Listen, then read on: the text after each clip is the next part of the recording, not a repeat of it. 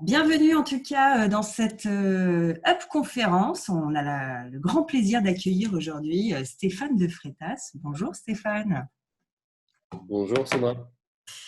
Alors on est très content de te recevoir parce que justement le prochain numéro de notre magazine, le Mouvement Up, sera consacré à la solidarité. On consacre d'ailleurs une interview dans ce magazine qui sort demain 8 octobre.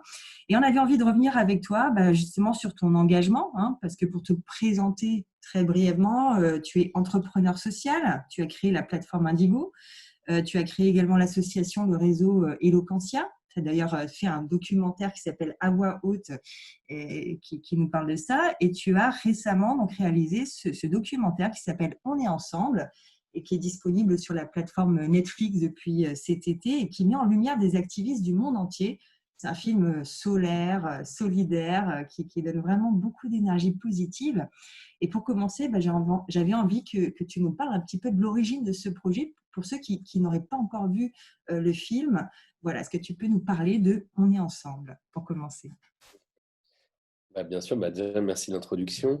Euh, On est ensemble, c'est un film en fait qui suit le parcours d'activistes, une au Brésil, une militante pour les droits des femmes dans une favela, le Brésil étant un des pays les plus violentés, les plus violents vis-à-vis des femmes, une militante afro-américaine, musulmane aux États-Unis.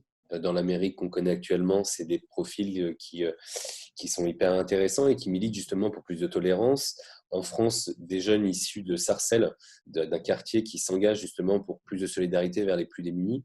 Mon idée, c'était de mettre en avant tous les gens qui, en fait, à leur échelle, peu importe que ce soit qu'ils impactent des dizaines de personnes, quelques-unes ou des centaines, mais c'était de mettre en avant des gens qui, aujourd'hui, tentent à leur échelle, dans leur domaine, de réparer une injustice et de s'engager pour l'intérêt général. Et finalement, ce titre, On est ensemble, c'est un petit peu une allégorie de ce à quoi je pense que notre génération prend de plus en plus conscience, en fait, en marge de la crise, en marge des violences que l'on vit, des injustices. C'est qu'en fait, toutes nos vies sont liées les unes aux autres. C'est que quand il y a sur un marché de Wuhan une nouvelle maladie, elle finit par contaminer des gens à Lisbonne, à Jakarta et à Agen. Donc en fait, prendre conscience que notre maison commune, la Terre, les déséquilibres sociaux, environnementaux, nécessitent en fait qu'on prenne conscience qu'on est ensemble et qu'on doit tous faire un peu notre part. Mhm. Alors, quel est justement le point commun entre ces personnes qui vivent sur des continents très différents avec des problématiques très différentes? Voilà, est-ce que tu as pu identifier finalement qu'est-ce qui relie toutes ces personnes dans ce documentaire? On le comprend au fur et à mesure qu'on regarde le film, mais toi qui les as rencontrés de près pendant quelques mois. En fait, ce qu'on se rend compte, c'est que c'est justement sur ça que j'ai voulu mettre le focus dans le film. C'est quel est l'élément déclencheur, en fait? Qu'est-ce qui fait qu'à un moment donné, on décide de passer à l'action? C'est quoi le mécanisme qui fait qu'à un moment donné, on a la force de porter une action et d'aller jusqu'au bout? Et donc c'était intéressant de suivre d'ailleurs des jeunes et des moins jeunes, hein. Ils ont entre 20 et pour Bourlaï, la quarantaine. Donc ça parle de notre génération, de gens qui sont prêts à passer à l'action.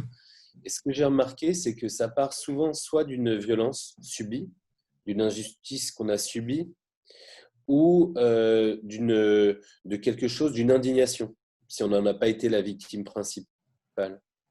Et c'est intéressant parce qu'aujourd'hui, on vit dans un monde avec des écarts de richesse colossaux. On se souvient que voilà, de l'écrit de Stéphane Hessel. Après, on est friand ou pas de Stéphane Hessel, c'est autre chose, mais Indignez-vous avait un impact assez fort parce qu'aujourd'hui, il y a tellement de raisons de s'indigner, d'écarts de richesse, de rapport à la consommation et ce qu'on a fait jusqu'à présent, qui a pollué la planète de manière, je l'espère, pas irréversible, mais en tout cas très dangereuse, et qu'on a plein de raisons aujourd'hui de s'indigner. Et que finalement, on est en train de créer une génération, et ce n'est pas inintéressant, hein, dans ce chaos et dans cette violence ambiante, on est en train de créer une génération assez engagée, une génération responsable, une génération qui est en quête de sens. On le voit dans l'emploi, dans les jobs. Et ça, c'est important de mettre la lumière sur ce qu'il y a de positif. On est ensemble, c'est un film qui va un peu à contre-courant, hein, de la période ambiante, mais qui Mm. était pour moi, on a une vraie opposition, une dualité actuellement entre des énergies très sombres et aussi des énergies plus lumineuses, de prise de conscience. Et il ne faut pas qu'on oublie de capitaliser sur ça aussi et de mettre la lumière sur ça parce qu'elle peut être tout aussi puissante et créatrice. Mhm. Mais est-ce qu'il n'y a pas un moment où justement les causes vont s'opposer ou alors chacun va prêcher pour sa paroisse et donc cette unité dont tu parles même de conscience planétaire sur ces enjeux écologiques et sociaux. Je veux dire, comment faire pour créer cette unité justement, cette conscience planétaire à ton avis? Alors, conscience planétaire, j'adore le terme parce que c'est consacré, c'est un terme consacré par Edgar Morin, justement, qui l'utilise assez souvent et que j'adore. C'est en fait de se dire qu'on est actuellement, quand on prend conscience que quand un continent meurt de famine ou sous des pouvoirs autoritaires, c'est des flux migratoires qui viennent chez nous, qu'une catastrophe climatique euh, au bout du monde ou une catastrophe sanitaire, je pense au Covid évidemment, sur un continent à l'opposé de la planète, finalement, tôt ou tard, on finit tous par être impactés. Et il y a des petits signes comme ça qu'il faut lire qui ne sont pas inintéressants, c'est que la nature humaine, elle évolue, finalement, elle est capable de moments de rupture, voire de se surpasser quand elle est au bord du gouffre. Et ça vaut pour un individu, pour un être humain. Il faut parfois se faire peur pour réussir à véritablement prendre conscience qu'il faut changer. Et c'est un petit peu ce qui se passe aujourd'hui. Donc aujourd'hui, on est dans une ère de réparation. Le rapport aux femmes, les injustices faites aux femmes dans le monde de l'entreprise et dans la vie tout court, le rapport à certaines ethnies, certaines cultures ou certaines religions qui ont vécu des violentes discriminations.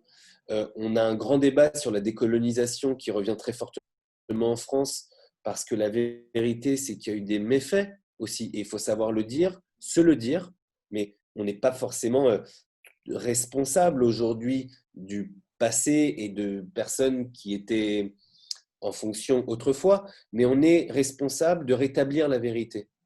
Et c'est hyper intéressant, c'est comme une grande période de correction, de rééquilibrage, où ce qui était injuste revient au centre, des comportements qui n'étaient pas justes se font corriger, et en réalité, les choses se remettent à leur place, les abus sont corrigés, et finalement, dans ce brouhaha, parce que ça provoque plein de secousses, on a le sentiment que tout le monde parle, tout le monde hurle en même temps, euh, mais je pense que ce qui va arriver après est une ère plus positive et qu'il faut d'ores et déjà en réalité passer à l'action. Alors, juste pour revenir un peu sur cette ère un peu de chaos, hein, on sent bien maintenant de plus en plus les effets du changement climatique sur nos vies, cette interdépendance, l'effet pangolin, j'ai envie de te dire. Donc, il y a aussi beaucoup d'anxiété, d'angoisse. On en parle beaucoup, ça, de l'éco-anxiété parmi la population, quoi. Enfin, les citoyens un peu voilà, conscients de tous ces problèmes-là. Comment faire face à cette peur finalement de l'avenir, du futur, du chaos en quelque sorte, quoi. Comment toi tu fais aussi? Déjà, ce qui est intéressant, c'est que on est frappé planétairement par une maladie dont on n'a toujours pas le remède. Et aujourd'hui, nos quotidiens, mais que ce soit celui des boîtes, des entreprises, des politiques, des individus, bien malin celui qui peut se dire ce qui va se passer même dans 6 mois. Est-ce qu'on va être confiné, on va être confiné? Est-ce qu'on va assister à une crise dramatique, économique, pardon, dramatique, qui va enchaîner une crise sociale sans précédent? Donc en fait, c'est comme une grande invitation à vivre au jour le jour, au quotidien, à se remettre en question aussi sur nos choix de vie, nos choix professionnels, de prendre des décisions aussi.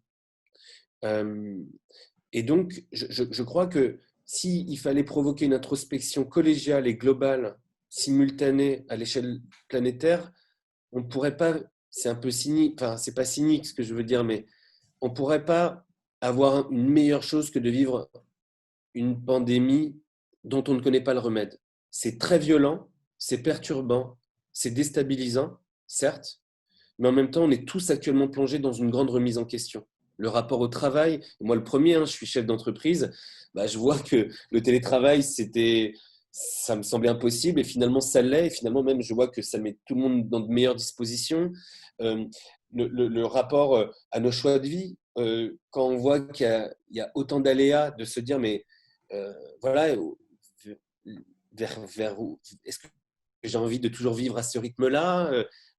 Donc, tout ce questionnement est extrêmement puissant et je pense qu'il peut faire émerger déjà des débats, des questionnements sur notre orientation à nous tous, quoi. Et surtout, comment ce monde qu'on a construit jusqu'à présent, qui a provoqué même la catastrophe sanitaire, hein, la catastrophe sanitaire, elle est due à des déséquilibres des écosystèmes qui en fait perturbent la faune et la flore, créent des nouvelles maladies, c'est avéré. Donc cette pandémie, c'est le résultat, c'est le fruit de nos comportements jusqu'à présent, et de se dire maintenant, à l'échelle de ma personne, à l'échelle de ma boîte, à l'échelle de ma ville, de ma région, de mon pays, de mon continent, qu'est-ce qui doit changer?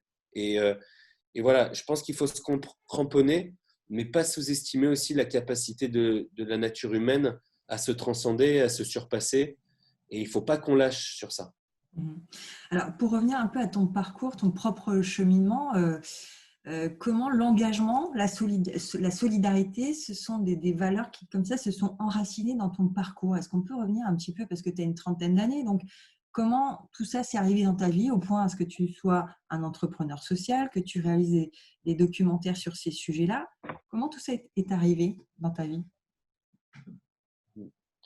Alors, je pense que bon, il y a plein de choses et puis je ne vais pas partir trop dans un récit sur ma trajectoire personnelle, mais je pense qu'il y a différentes raisons.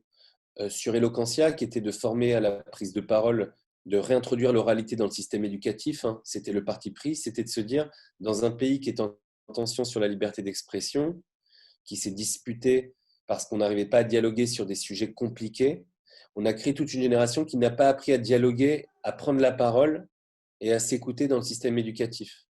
Donc, c'était de se dire, on va créer, avec Eloquentia, une pédagogie à la prise de parole éducative qui va aller dans les milieux éducatifs, l'université, les collèges, les lycées, pour nous réapprendre à dialoguer dans une société à voix multiples. Le premier endroit où vous apprenez à faire société, c'est une salle de classe. Sauf que si on apprend à se taire et juste à recracher des leçons qu'on apprend par cœur, on ne nous apprend pas à dire ce qu'on pense, à nous écouter, à nous questionner au lieu de nous juger, à nous interroger au lieu de se moquer ou de s'insulter quand on n'est pas d'accord. Et cet apprentissage de la vie de société, il passe par là. Et sur Indigo, c'était tout simplement, qui est cette plateforme d'entraide, c'était un autre sentiment qui m'indignait, c'était de se dire qu'on vit dans un monde où les 26 personnes les plus aisées détiennent autant que les 3,5 milliards les plus pauvres, et que de plus en plus de gens vivent sous le seuil de pauvreté, ont du mal à avoir accès aux objets et aux services élémentaires, et qu'en créant tout simplement un système où dès qu'une personne a besoin d'un objet ou d'un service, on la connecte à la personne prête à lui donner gratuitement, eh bien, on créait en fait un réseau d'entraide qui pouvait, si ça prenait et si ça prend, devenir inédit et répondre à des besoins de société majeurs. Le Covid, les Gilets jaunes avant ont montré la nécessité des gens de se retrouver, de se rencontrer. Cette entraide locale, elle redevient fondamentale. Donc voilà ce qui est la genèse de chacun de ces deux projets que j'ai voulu développer.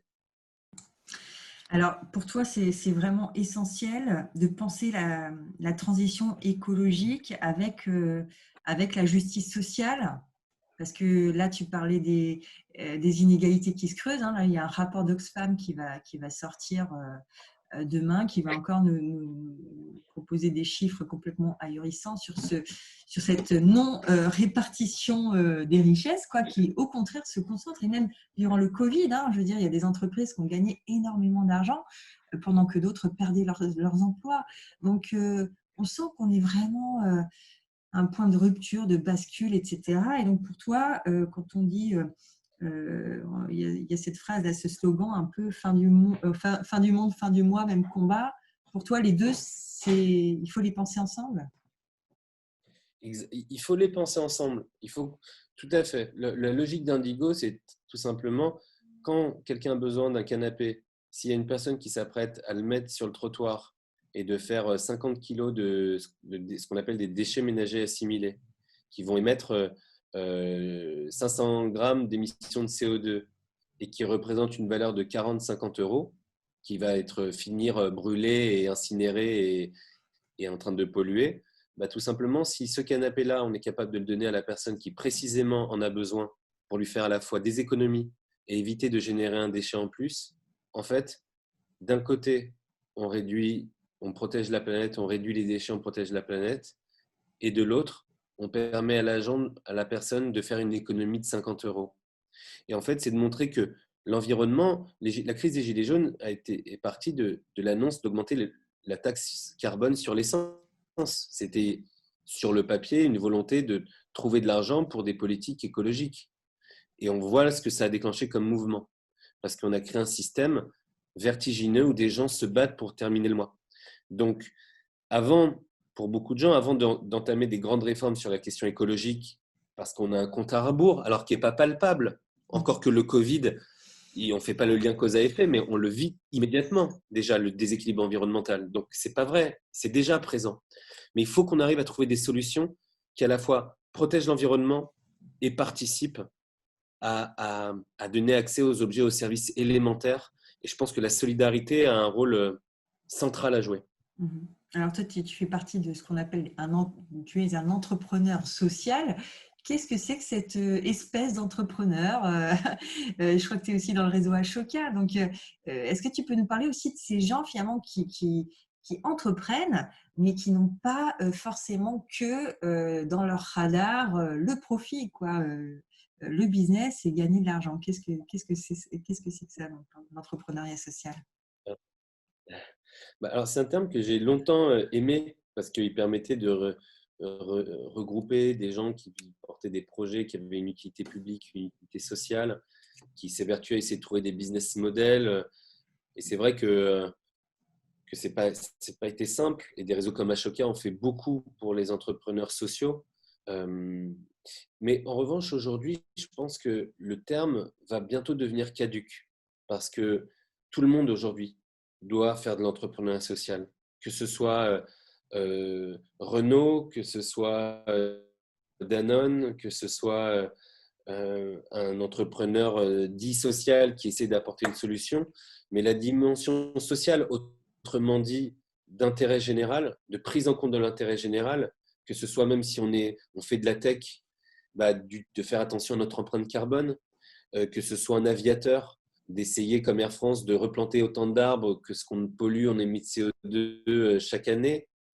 On est tous dans cette prise de conscience de l'intérêt supérieur. On est ensemble et en fait, on doit tous en prendre en compte. Donc, c'est vrai que, euh, voilà, de même que chaque citoyen va être appelé de plus en plus à devenir acteur du changement, aujourd'hui, les entrepreneurs sociaux, quelle que soit la taille, la thématique sociale, sociétale et environnementale, elle concerne tout le monde. Mais voilà, on reste dans la catégorie, dans la famille des entrepreneurs sociaux, on va dire.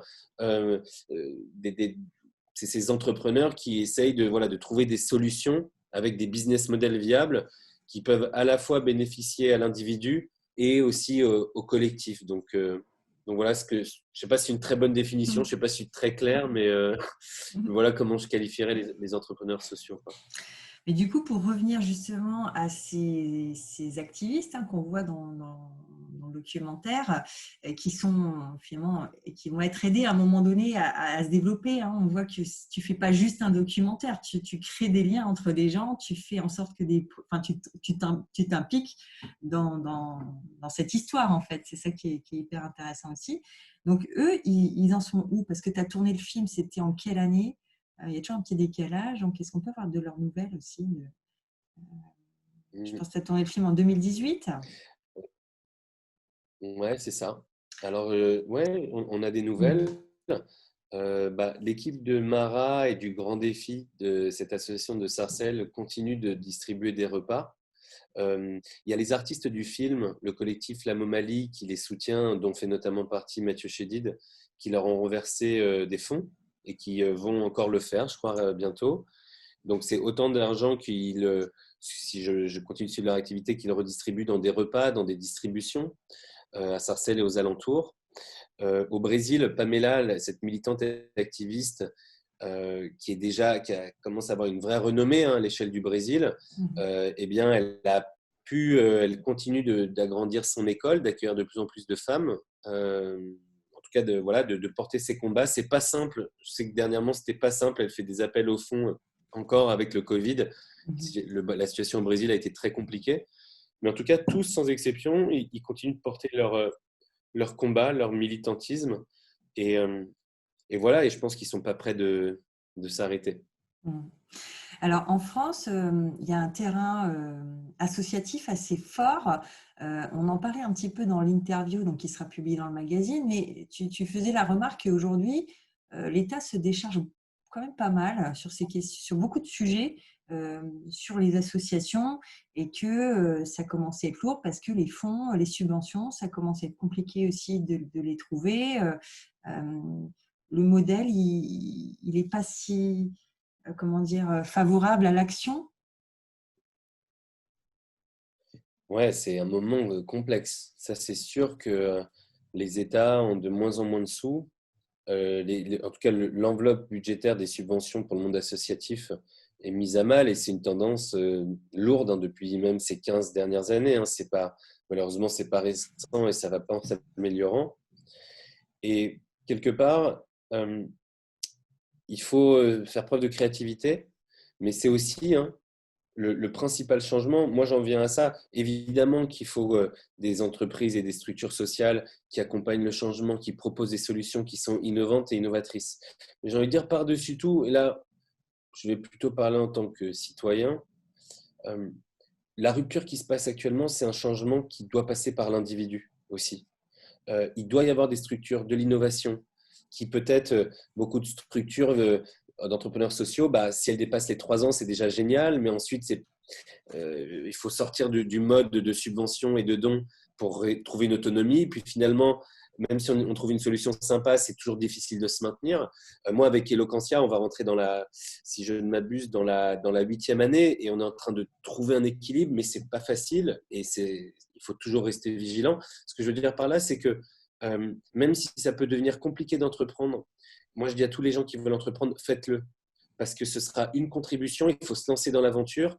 Et au bout du bout, euh, si une idée doit persister et exister, c'est parce que vous aurez mis à 200% votre cœur et votre énergie et qu'ensuite, si la solution est réellement innovante, des gens prendront le relais ou viendront la maintenir en vie de toute façon. Et même si ça tombe, c'est pas grave. C'est une action qui aura de toute façon participé à son échelle à un changement. Voilà. Mais ce qui est aussi intéressant de se dire, c'est que peut-être ça peut être compliqué dans la période à venir d'entreprendre et de trouver de l'argent, mais c'est aussi pas inintéressant de se dire qu'en réalité, il y a aussi un message qui s'adresse à tous les individus de se dire on est tous acteurs du changement. Voilà, dans nos modes de vie, dans nos modes de consommation, dans nos modes de déplacement, passer au vélo ou en tout cas réduire la voiture, réduire le train, faire attention à ce que l'on consomme, avoir des gourdes, toutes ces choses-là qui sont en train de rentrer drastiquement dans nos modes de vie. Euh, donc voilà, on a le pouvoir aussi à l'échelle de l'individu. Il ne faut pas le sous-estimer. Voilà. Alors bon, tu es aussi on va dire, un artiste engagé. D'ailleurs, il y a une question d'un internaute que je vais te poser, en fait, qui demande quels ont été les impacts de tes 2 documentaires, donc à voix haute, j'imagine, et On est ensemble, à moins que j'en ai oublié un autre, peut-être, je ne sais pas.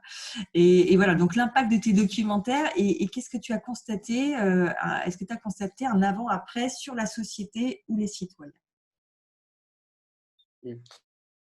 Alors sur à voix haute, ça a été assez colossal parce que en fait du jour au lendemain, le film sort à 23h sur France 2 et on est invité chez Quotidien dans les matinales des plus grandes émissions de radio, de la presse et ça devient voilà, c'est un choc, mais surtout ça permet de rendre le qui est important de réapprendre à dialoguer dans un monde à voix multiples.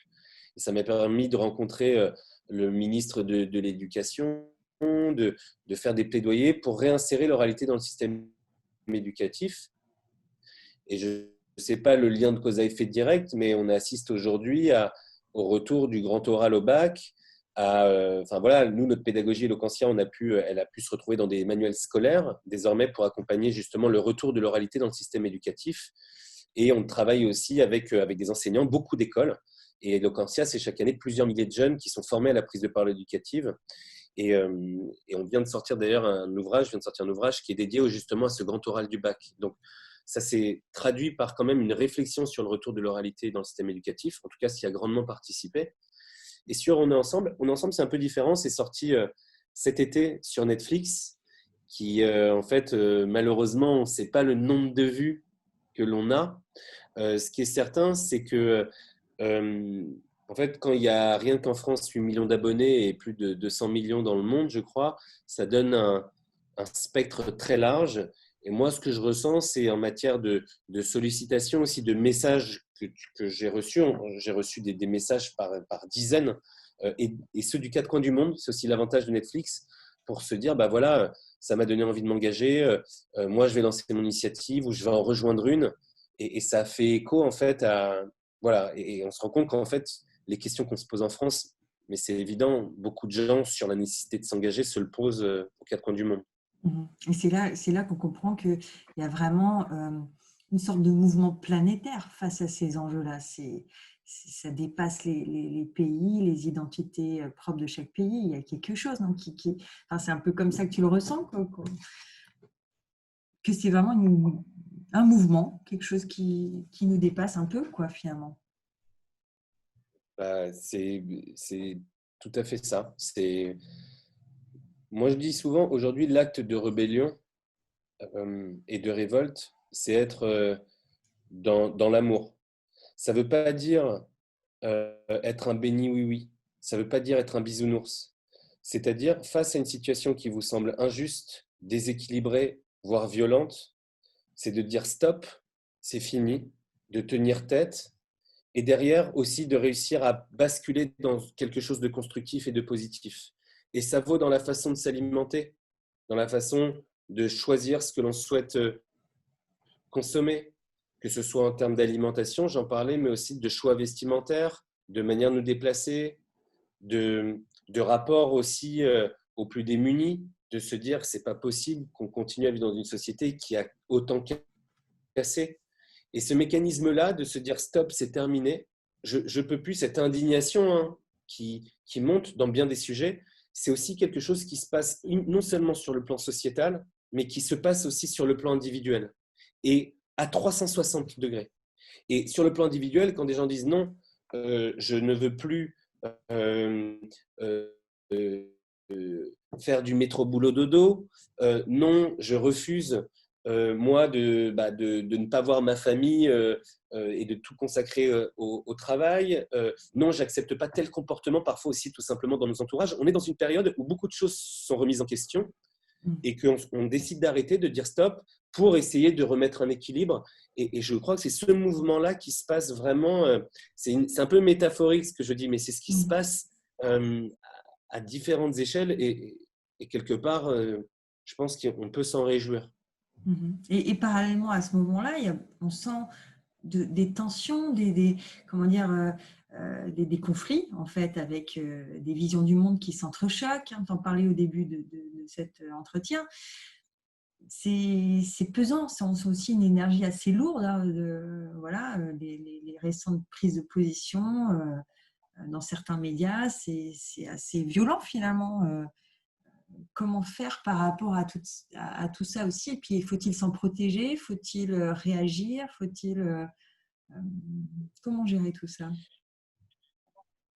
Ouais, en fait, il y a deux choses. Moi, j'ai le sentiment, mais c'est une analyse enfin, voilà, qui est personnelle. Moi, j'ai le sentiment que dans cette ère de correction, de rectification, de rééquilibrage aussi, si on veut avoir un discours positif, et c'est important d'avoir du discours positif, c'est que parfois, il faut que des choses cassent pour repartir sur des bonnes bases, pour soi-même et se remettre en question, pour reconstruire une nouvelle base. Et finalement, ce qui se passe à l'échelle Black Lives Matter, quand on voit les mouvements qui existent sur mieux consommer, là on a vu des activistes aller bloquer des aéroports.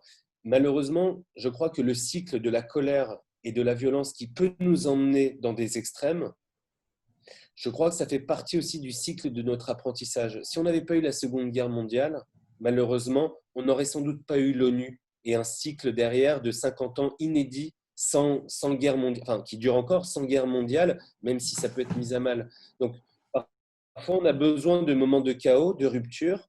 Dans la Trimurti indienne, le dieu de la destruction, c'est celui qui annonce aussi la création à nouveau. Et je pense qu'on doit se cramponner. Il y a une incertitude dingue en face de nous, mais c'est aussi le moment d'être dans l'instant présent, de réfléchir au sens et de faire ce qui est dans notre, ce qui est de notre possible en fait, à notre échelle, et donner de la force à des initiatives positives et qui est soucieuse de protéger la planète. Mhm. Et tu disais, tu parlais aussi des valeurs, finalement, tu parlais aussi des femmes, des valeurs peut-être plus féminines, c'est-à-dire le fait de prendre soin, le fait de souhaiter de l'harmonie. Euh, on vient de sortir comme d'un cycle où l'être humain a voulu maîtriser la planète, dominer, posséder. Enfin, toi, tu penses que ces valeurs-là, elles ont fait leur temps, et tu es un homme, mais voilà, tu t'y reconnais pas dans ce masculin un peu. Comment dire, de domination, et qu'il est temps de passer à autre chose. C'est ce que tu avais l'air de dire. Moi, j'ai une pote, Lisa Azuelos, qui parle aussi beaucoup de ces sujets-là, qui justement parle du retour du féminin en force dans une société qui était autrefois très masculine, avec tout ce que ça induit, voilà, de notre énergie, qui est une énergie plus féconde, qui vise à prendre plus soin non seulement de nous, mais aussi de notre collectif. Je trouve que la métaphore, elle est effectivement très intéressante et qu'il se passe quelque chose de cet ordre-là, ouais, bien sûr. Mhm. Tu disais aussi que la solidarité, c'est ce qui fait progresser l'humanité. Comment ça? On nous aurait menti, donc c'est pas la loi de, tu sais, la loi de la jungle, chacun pour soi, l'homme est un loup pour l'homme. Tu sais, toutes ces choses qu'on a entendues finalement et qui ont conditionné nos esprits à penser qu'il fallait compter que sur soi finalement pour s'en sortir. Bien sûr. Et le terrain de ton expérience, justement, toi qui a fait de la solidarité un engagement concret, c'est tout l'inverse que tu nous démontres en fait. C'est ce qu'on voit aussi dans le documentaire. Tout seul, on ne peut pas s'en sortir en vérité. Ouais. Pas s'appeler ensemble, il devait s'appeler solidarité.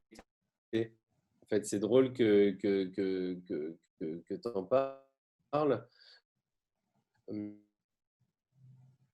Et on bascule dans un sentiment d'empathie. Ça nécessite l'empathie et le passage à l'action.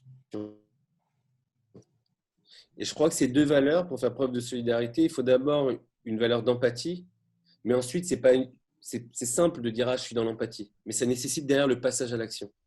Et je crois que, tu vois, on parlait de l'énergie féminine, peut-être en tout cas, l'énergie féminine, c'est aussi plus d'empathie, peut-être qu'une ère où on était avant dans l'ego, dans l'affrontement, dans le combat, mais aussi de nécessité de passer à l'action. C'est important que non seulement on développe une empathie collective pour des déséquilibres sociaux, pour ne plus fermer les yeux sur des gens qui vivent sur les trottoirs, sur des violences, sur des discriminations, qu'elles soient raciales, ethniques, religieuses ou de genre, mais que derrière, on soit acteur aussi de ce changement, qu'on le prenne en compte dans nos quotidiens, dans nos façons voilà, je disais, de vivre, de voter, euh, de, de consommer des médias, de relayer des médias, de relayer des informations. Quand on fait un partage sur Facebook pour relayer des énergies positives ou des initiatives positives, c'est aussi un acte citoyen.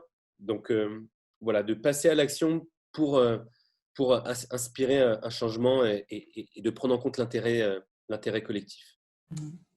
Alors, est-ce que tu as d'autres projets en cours sur ces sujets-là? Est-ce que tu as déjà en tête un nouveau documentaire? Est-ce que tu es déjà reparti sur un nouveau truc? Ou est-ce que tu es en mode pause pour l'instant? Ouais, alors là en ce moment, Eloquentia, il y a vraiment une super équipe qui a été mise en place, incroyable. Ça tourne, malgré le Covid, ça tient bon. On a de plus en plus de jeunes qui se forment à prendre la parole, à dialoguer, à débattre, à s'exprimer. Donc ça, c'est extraordinaire. Et là où je mets toute mon énergie en ce moment, c'est sur Indigo. On devrait franchir les 100 000 personnes sur l'application qui s'entraident actuellement. On a à peu près eu 17 000 annonces de gens qui proposaient soit un objet qu'ils étaient prêts à donner gratuitement, soit un service gratuit. Donc, alors 100 000, c'est un peu plus que le Stade de France. C'est beaucoup et c'est pas beaucoup. Mais c'est de continuer sur ça et de faire en sorte que ça prenne pour essayer de faire un effet boule de neige. On a vu que nous, pendant le Covid, on a eu beaucoup d'inscrits spontanés, qu'au début, ce réseau, on nous disait oui, mais jamais personne ne va s'offrir gratuitement des objets, personne ne s'offre des services. En réalité, on s'aperçoit que la traction de gens qui s'inscrivent est en train de s'accélérer. De plus en plus de gens sont dans ce mood-là. Et l'idée, ça va être d'aller au bout pour essayer de déclencher la plus belle vague d'entraide à travers cette plateforme. Donc, je suis sur ça. Et pour les films, j'ai plusieurs propositions depuis le mois de septembre, là, depuis que le film est sorti. Et je vais prendre le temps de m'engager sur le projet que j'ai derrière la tête, mais j'ai déjà ma petite idée. Ouais. Ok. Très bien, mais écoute, on arrive à la fin de cet échange, hein, ça passe assez vite, mais peut-être un dernier mot, parce que juste pour résumer ta vision, toi, dans quel monde, allez, on est en 2020, faisons cette petite projection, ce petit jeu du futur, et en 2030, tu aimerais voir quel monde émerger?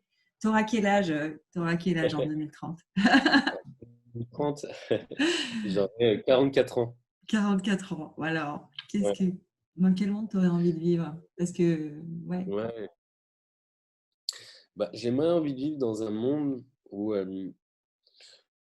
littéralement des projets d'entraide comme Indigo, je parle qu'Indigo, mais où en fait l'entraide devienne un pan fondamental de la société, une société où le bien-être, où aussi l'accès aux soins élémentaires, aux objets élémentaires, aux services élémentaires soit pour tout le monde, qu'on ait réduit les gens sous le seuil de pauvreté, qu'on prenne en compte d'autres critères que ceux qui jusqu'à présent étaient la rentabilité.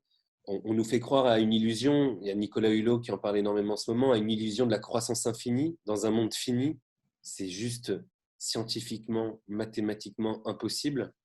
Donc en fait, de prendre conscience que notre vraie richesse, ça va être de réussir à créer des sociétés plus équitables, plus empathiques les uns envers les autres. Et que du coup, que ce soit des systèmes comme Indigo, des manières de se déplacer plus soucieuses de l'environnement, plus collaboratives et émerger. Et c'est là où les entrepreneurs sociaux, puisque là, dans le cadre du mouvement UP, on est là-dedans. Je pense que les entrepreneurs sociaux, même si là, la conjoncture est compliquée, il y a plein d'idées nouvelles à créer et où les gens vont enfin être prêts.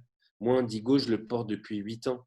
J'ai le sentiment d'avoir traversé des déserts, d'avoir été pris pour un bisounours, pour un candide. Et je crois que ça fait juste 1 an et demi, 2 ans où en fait, on me prend vraiment au sérieux. Enfin. Et ça a été compliqué.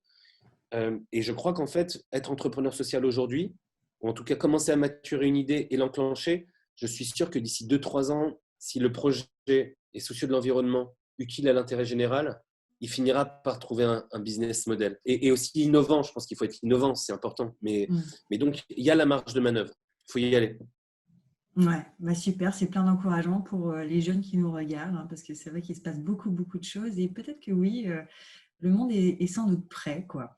En tout cas, un grand merci à toi, Stéphane, d'avoir pris ce temps avec nous pour échanger autour de ces belles thématiques, hein, la solidarité. Je rappelle donc le titre de ton documentaire, On est ensemble. Si vous ne l'avez pas encore regardé, allez sur Netflix dès ce soir. Faites-vous un petit shoot d'énergie positive, ça fait du bien. Je rappelle qu'on pourra aussi découvrir donc ton interview dans notre prochain numéro de notre magazine Mouvement Up qui sort demain. Donc, allez voir le lien qu'on va vous mettre vers notre boutique en ligne. Merci de soutenir notre magazine. N'hésitez pas à vous abonner. Merci de soutenir le journalisme de solutions et le journalisme qui parle au quotidien de cette transition écologique et sociale. Merci aussi aux partenaires de cette Up conférence qui nous permettent donc d'organiser des conférences gratuites, hein, normalement en présentiel, mais Covid oblige, nous voilà derrière des écrans. Mais voilà, on essaie quand même de créer du lien malgré tout. Donc, nos partenaires qui sont Accenture, le Crédit Coopératif, la mairie de Paris, le groupe Up et Veolia. Merci pour leur soutien. Et puis, merci à vous qui nous regardez derrière vos écrans. Sachez qu'un podcast sera tiré de cet échange vidéo et vous pourrez bien sûr regarder le replay sur Facebook et sur YouTube, sur donc les pages de Mouvement Up. Un grand merci à toi encore Stéphane et au revoir. Passez une excellente soirée. À bientôt. Merci beaucoup. Au À revoir. bientôt.